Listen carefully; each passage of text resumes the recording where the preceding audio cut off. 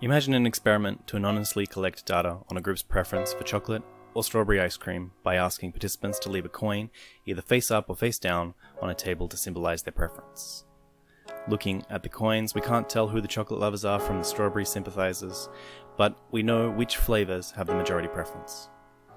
However, good skepticism dictates that we understand the limitations of the experimental question. That being, this experiment tells us next to nothing about the ice cream preferences of the group outside the forced dichotomy of chocolate and strawberry. What about those who like neither options, a Neapolitan blend, or even have preferences lying in the myriad of other flavors available at your local ice cream parlor?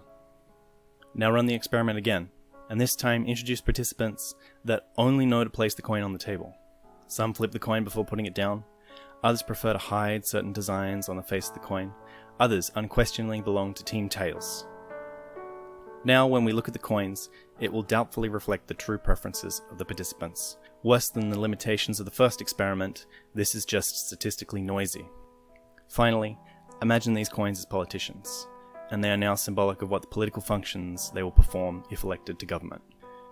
According to Plato, Socrates believed that the right to vote should only be given to informed and responsible citizens. In the example before, an informed and responsible citizen will be one that understands the symbolism of the coin's face. But in the game of politics, during every election cycle the democratic world over, a struggle to gain mass appeal plays out. The main political strategy is to spend a not insignificant amount of money on slag and cheer campaigns to influence lizard brains and gut reactions, despite evidence that this is all just billions of dollars down the drain. Instead of focusing on real political action for the benefit of the citizens and the candidates they are vying to represent, politicians descend into a financial shouting match in an attempt to sway hearts and minds of the underinformed, misinformed, and undecided about which side of the coin is shinier. In the United States, this only happens in a select few states, and since the turn of the century, which states have remained fairly consistent. The rest of the Union is already spoken for, even without so much as a glance at policy. But a political party that has your vote, regardless of the political climate, is a totalitarian leader. A party shouldn't be able to count their electoral votes before they've formulated their policies, and you shouldn't be ignored because you don't live in one of the few states that decides the election. I'm referring to so-called safe states. A safe state is one that has almost guaranteed victory for one of the political parties.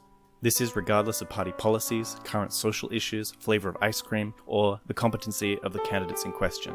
A safe state will arbitrarily vote for the team leader. That doesn't sound very democratic. In these safe states, the image of a wasted vote hovers over all who aren't painted in the color of that state. However, I believe the real wasted votes are the bandwagoning, misinformed, and undecided ballots that not only waste their own vote, but also those of the votes around them. These perfunctory votes contribute to statistical noise that obscure the real political wants and needs of the population. Statistical noise can be manipulated, and inaccurate trends can be teased out of any dataset. We can't let populism be the deciding factor for such momentous decisions. We should be encouraging discussion that is salutary towards informing what is known about the policies, and using that to inform our decisions and rise above the murky waters of current political tactics. The question isn't, do I like the shine on the tail of this coin, or can I see myself in candidate blogs? It's, do I like chocolates, or do I believe in this party's set of policies? Unfortunately, the current political system contains many holes in its fabric. As an illustration, say you toss a coin 139 million times, and that will give you a good approximation of 320 million coin tosses. Humans are not coins, and their political nuance does not distribute so predictably.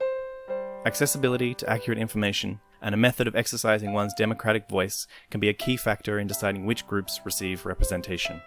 Minorities consistently have a poorer voter turnout than the white demographic. For example, not everybody has the privilege to take time out of their regular Thursday to reach a polling station to cast their vote. In the 2016 presidential election, 1 in 7 non-voting Americans cites scheduling issues as the reason for not voting. Impoverished and economically vulnerable communities have precarious accessibility to these political freedoms. They simply can't afford to duck out of work, let alone take time to research candidate policies and stand in line at a polling station.